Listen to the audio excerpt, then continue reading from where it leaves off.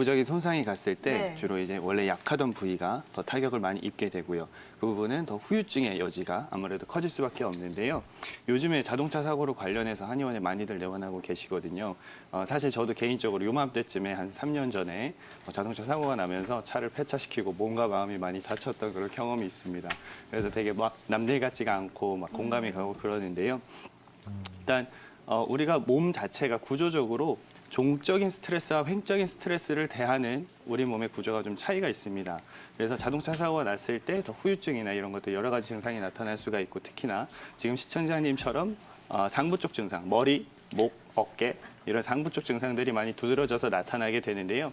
그러한 원인들과 왜 그런 구조적인 거에 대한 접근을 한번 해보고 그럼 어떻게 치료적으로 풀어나갈지를 간략히 말씀을 좀 드려보겠습니다. 일단 우리 몸의 구조적으로 경추의 배열 상태를 봤을 때 1번 경추에서부터 7번 경추까지 이렇게 일렬로 나란히 정렬이 되어 있는데요. 이 커브 상태가 약간 C자형 커브를 가지고 있게 됩니다.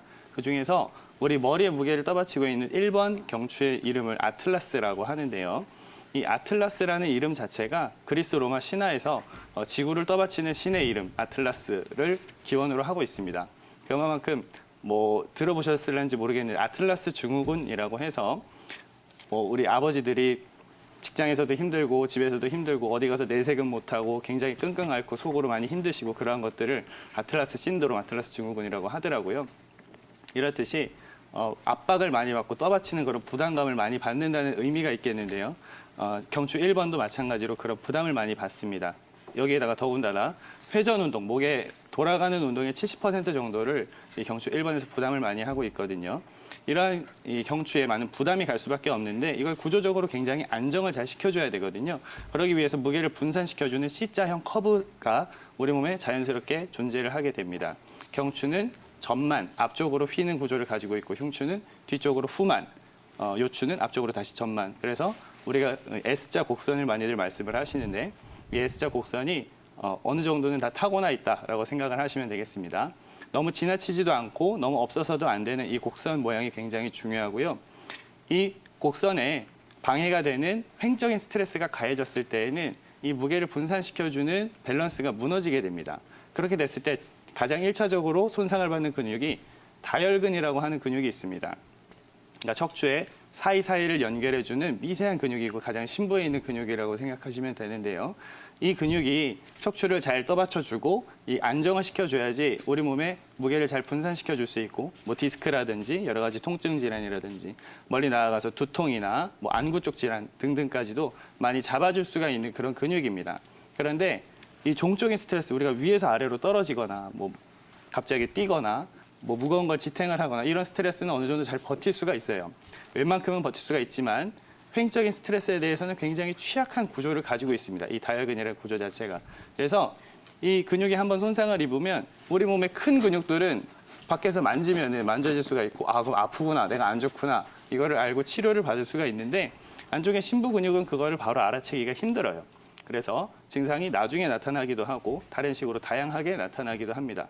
그래서 자동차 사고를 당하시고 바로 당장에는 별로 불편함이 없고 지내실만 하시다 이렇게 말씀을 하시다가 나중에 증상이 생기는 경우들이 굉장히 많습니다.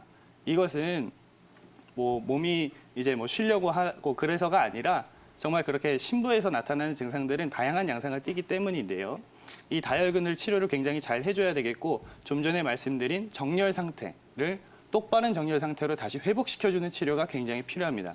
이러한 두 가지가 근본적인 치료라고 말을 할 수가 있겠고요. 단순히 통증을 잡아주는 치료가 아니라 부상의 근본을 제거를 해주고 재발 방지까지 해주는 그런 치료라고 말을 드릴 수가 있겠습니다. 그런 면에서 한방 치료가 굉장히 우위에 있다고 말씀을 드릴 수 있겠고요. 두 가지로 접근을 드리고 싶은데 첫 번째는 추나 치료, 추나 교정 치료라고도 말씀을 드리고요. 두 번째는 약침 치료고요. 지금 이제 화면상에서 제가 추나를 하는 모습이 나오는데 추나 치료는 몸에 틀어진 뼈를 찾아서 그거를 원래의 정렬 상태로 맞춰주는 치료라고 생각을 하시면 되겠고요. 많이들 물어보시는 게 이거 한 번 맞추면은 내 몸 상태 이제 똑바로 펴지는 거냐. 근데 한 번만에 맞춰지는 몸 상태도 물론 있기는 합니다만 많지는 않고요. 계속 뇌에 신호를 보내는 겁니다. 이 자세가 맞는 자세다라고 입력을 계속 시켜주는 거라고 생각하시면 되겠습니다. 그래서 지속적으로 입력을 시켜주고 그에 따라서 몸도 편해지고 하다 보면은 몸이 자연스럽게 적응을 해 나가거든요. 그래서 그 자세가 입력이 될 때까지는 지속적인 치료를 받는 게 굉장히 중요합니다. 뿐만 아니라 약침 치료도 같이 받으시는 게 굉장히 중요한데요. 좀 전에 이제 최승근 원장님께서도 말씀을 해주셨지만 근육의 심부에까지 좋은 영양분을 잘 공급을 해주고 이완을 시켜주는 그런 좋은 한약 성분들을 추출을 해서 정제를 해서 놔드리는 그런 안전한 약침 치료를 꾸준히 받으시면 근육도 많이 부드러워지고 퇴행성 변화도 많이 막을 수가 있거든요. 그래서 관절까지도 염증이 퍼지거나 이제 관절에 만약에 구축이 온다거나 그렇게 많이 이 장기적인 치료가 필요한 경우를 막을 수가 있기 때문에 이러한 치료를 꾸준히 받으시는 게 굉장히 중요하겠습니다. 네, 뭐 그렇다면 이런 한방 치료뿐만이 아니라 회복 속도를 좀 빠르게 당길 수 있는 관리법이 있을 것 같거든요. 어떤 것들이 있을까요? 네, 집에서 관리도 굉장히 중요한데요. 일단은 요즘에 또 환절기잖아요. 네. 그래서 날씨가 좀 추울 때도 있고 더울 때도 맞아요. 있고 일교차도 굉장히 심한 편인데 항상 좀 따뜻하게 잘 관리를 해주시는 게 굉장히 중요하겠고요. 물론 예외는 있습니다. 급성 염증이 있어서 많이 부으셨다거나 발적이 있다거나 건들기만 해도 좀 통증이 있을 때에는 살짝 식혀줘야 되는 경우도 있는데 제가 좀 전에 말씀드린 일반적인 자동차 보험 사고를 통해서 나타나는 징후들은 심부에 있는 근육들이 많이 타격을 입거든요. 그럴 때에는 겉에서부터라도 좀 따뜻하게 해줘서 온열 자극이 전달이 잘 되는 게 굉장히 중요하겠고요. 또 한 가지는 술을 많이 드시면 안 됩니다. 그러니까 술을 그러니까 환자분들이 이제 물어보세요. 나 오늘 치료받고 술 먹어도 되느냐? 아버님 소주 한 잔만 드실 수 있으시면 드세요. 그런데 그거 안 되실 겁니다. 드시지 어렵죠. 마세요. 네, 그렇죠. 굉장히 어렵습니다. 네. 그래서 술은 한 잔 정도는 그래도 어느 정도는 괜찮지만 그거를 넘어서는 순간부터는 오히려 반대 신경계가 활성화가 되고 염증이 더 유발이 되기 때문에 꼭 피해 주셔야 되겠고요. 또 한 가지는 숙면입니다. 우리가 잠을 잘 자는 동안에 여러 가지 호르몬들이 분비가 되는데 이 호르몬의 기능이 물론 어렸을 때 성장기 동안에는 성장을 촉진시켜주는 기능을 하지만 성장이 끝났을 때에는 염증을 줄여주는 기능을 합니다. 항염증 기능을 해주고 몸에 손상이 있는 곳들을 회복을 시켜주거든요.